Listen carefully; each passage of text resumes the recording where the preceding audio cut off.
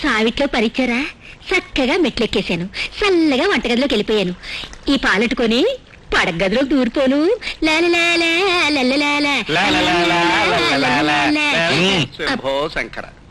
పాలెట్టుకెళ్ళాలి. ఇదిగో సత్యమా, ఈ బంగళాగాడి నాకు వచ్చేస్తే నువ్వు మాత్రం వాట అడక్కే. పిచ్చిదానా, ఇప్పుడు నువ్వు తీసుకెళ్లే పాలతోనే ఉంది పనంతా, అందుకే నేను పనిలో పెట్టుకుంది. సత్యం ఉన్నాడు. నేను చెప్పేది గ్యాస్ గురించే.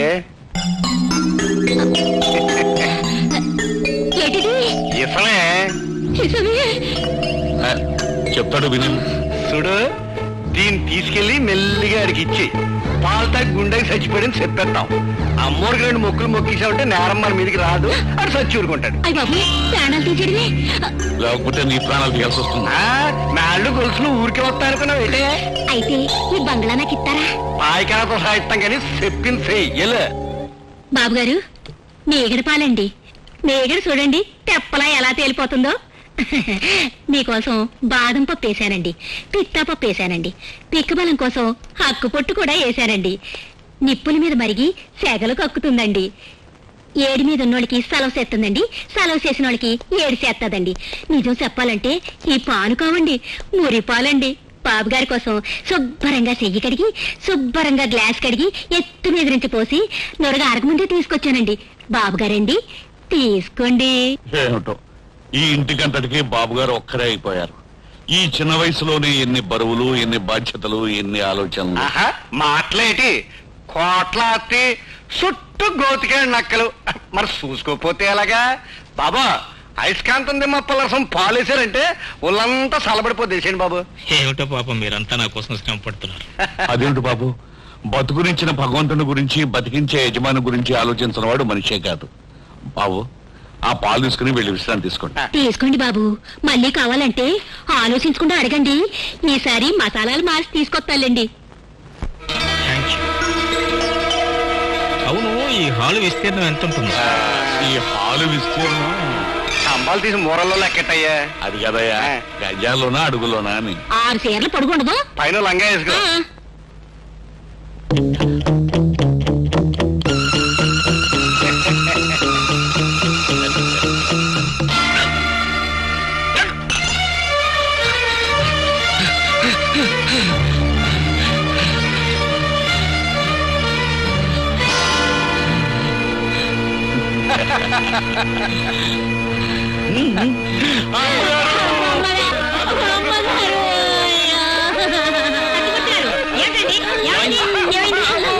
ఈదుల్లో తిరిగేదానికి పనిచ్చారు. అమ్మ ముత్తాలమ్మ, ఈ గంధం గట్టెక్కితే పచ్చి మంచి ముట్టుకోకుండా వారం రోజులు పాల్గొంటాను తల్లా. గురించిన ఆపద తొలగిపోతే నా ఒంటి నిండా వేప మంటలు కట్టుకొని జాతర చేయిస్తాను పోలేరమ్మ తల్లో. బాబు గారు బతికితే గంగారమ్మ గుడి చుట్టూ ఒంటికాలతో వారం రోజులు ప్రదర్శనలు చేస్తారు తల్లు. అన్నపూర్ణమ్మ గారు, బాబు గారు పాలు తాగి ఉన్నట్టుండి పడిపోయారమ్మా.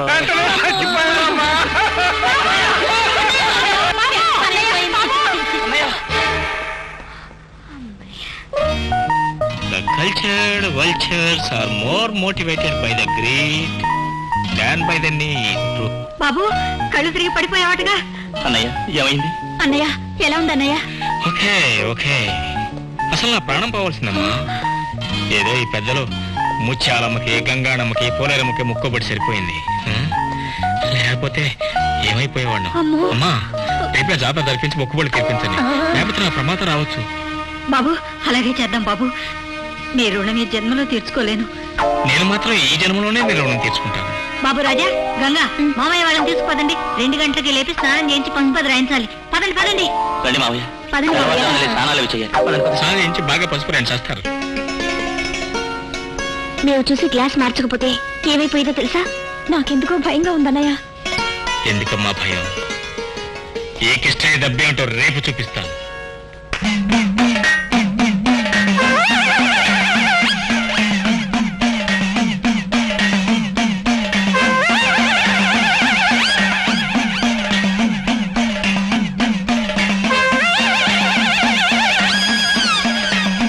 పైకి పదండి అయ్యా. వద్దమ్మగారు. నువ్వు చెప్పు సత్యమా? అవునమ్మా, వద్దులే. అయ్యయ్యో, ఇంత దూరం వచ్చి మీరు అమ్మవారి దగ్గరికి వెళ్ళకపోతే కోపం వస్తుంది.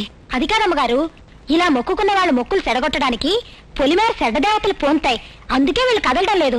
ఆ తల్లిని తలుచుకుంటే దూతల్ని ఏదో రకంగా పంపుతుంది. అన్ని వాళ్లే చూసుకుంటారు. తల్లి, వీళ్ళ మొక్కులు తీర్చే భారం నీదే. కాపాడు తల్లి.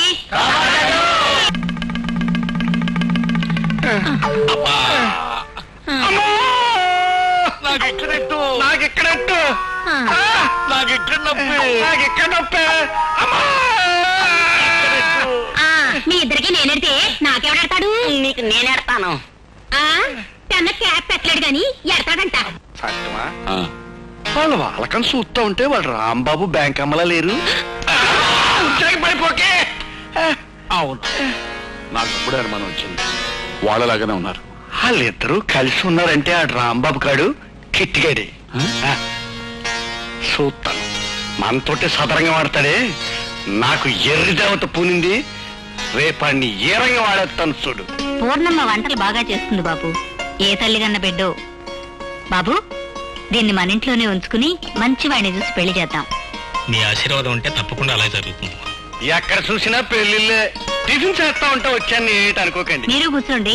పూర్ణమ్మ, వడ్డించు. వద్దమ్మా, ఓ మంచి శుభవార్త తట్టుకొచ్చాను. దీంతోనే నా కడుపు నిండిపోయింది. తమరు వారం రోజులు సెలవు ఇప్పించారంటే మా ఊరెళ్ళి పెళ్లి జరిపించుకొస్తాను. ఎందుకంటే మా ఊరంటే నాకు ఒంటితో సమానం. అంత అవసరమైన పెళ్ళే మిస్టర్ వామనమూర్తి. ఉను బాబు, మా ఊళ్ళో గొరవయ్య తమ్ముడు ప్రసాద్ గారని ఉన్నాడు. ఆడి పెళ్లి. 7 ఎకరాల సోమలింగం చెల్లెలు వెంకటలచ్చి పెళ్లి కూతురు. రేపే పెళ్లి. ఇది పెళ్ళుత్తరం. వాళ్ళిద్దరికీ నేను దగ్గరుండి పెళ్లి జరిపించి తాళిబొట్టు కట్టించి అత్యంతలేసి బాజా భజంతులు శుద్ధి చేయించి దగ్గరుండి వాళ్ళు శోభనం గదిలోకి పంపించి పాలు పంపించి తలుపులేసి వచ్చేస్తానండి. మళ్ళీ పిల్లని నెల తప్పినప్పుడే వెళ్తాను. వస్తానండి సత్యం గారు. అలాగే. వస్తాను బాబు. దండాలండి.